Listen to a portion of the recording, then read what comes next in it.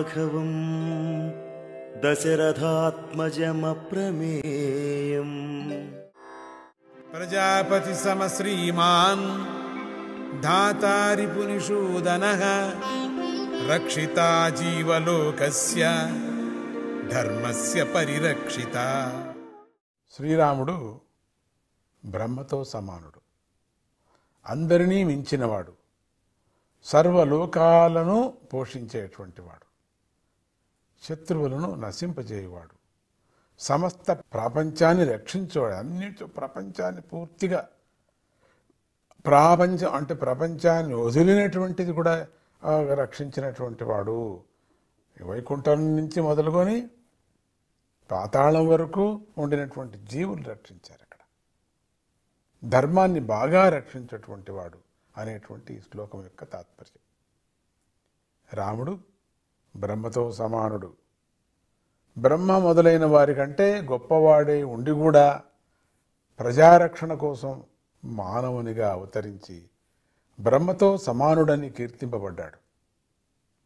మహావిష్ణువు రాముడైతే మహాలక్ష్మి సీతగా అవతరించింది.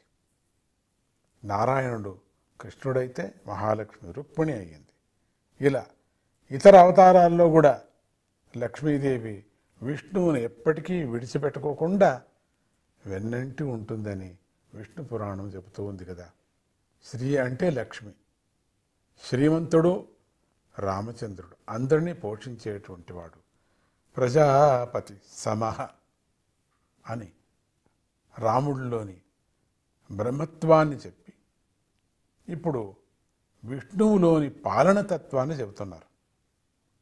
శ్రీరాముడు తన రాజ్యంలో ధర్మాన్ని నిలబెట్టి తాను స్వయంగా యజ్ఞాలను చేసి ధర్మాచరణంతో తన రాజ్యంలో సకాలంలో వర్షాలు కురిసేలాగా చేశాడు. వర్షాలతో ప్రజలను పోషించాడు. అన్నీ అనుకూలంగా ఉంటే ఎవరికైనా అహంకారం వస్తుంది కదా. కానీ ఇక్కడి రాముడికే గాక రామరాజ్యంలో ఎవరికీ అహంకారం రాలేదు. చూడండి, రాముడు రిపుహరుడు. ఈ నామంలో రాముడిలోని శివతత్వాన్ని చెబుతున్నారు. తనకు శత్రువులే లేనివాడు, శత్రువులు ఎవరు కూడా లేనటువంటి వాడు ఎవరు అంటే శ్రీరామచంద్రుడు. సాధువులను హింసించేవారి మదాన్ని రాముడు అణిచివేస్తూ ఉంటాడు.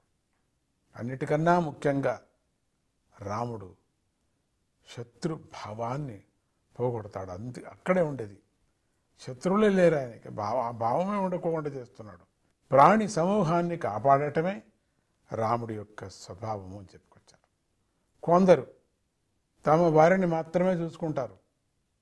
రాముడు సమస్త ప్రపంచాన్ని, ప్రాణులందరినీ రక్షిస్తాడు అని సీతాదేవి స్వయంగా చెప్పింది. తనకు సంబంధం లేదు అనటానికే వీల్లేదు.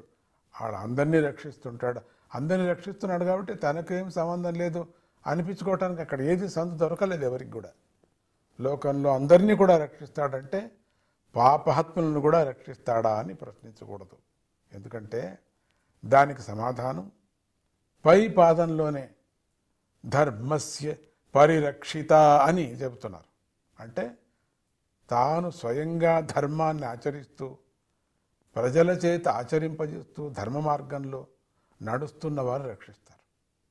శుద్ధమైనటువంటి బంగారు పాత్రలను కడిగినప్పుడు బరువాలో పెట్టుకుంటాం. అట్లా అదే బంగారు పాత్రలో కొంచెం ఏదైనా మైలుకి కానీ పాల గుర్తు కానీ ఉన్నప్పుడు దాన్ని అట్లా పక్కకి పెడతారు.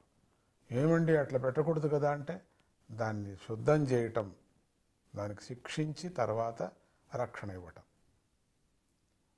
అధర్మంలో నడిచే వారిని శ్రీరాముడు శిక్షించి చూశారు ఎక్కడ రక్షిస్తాడు.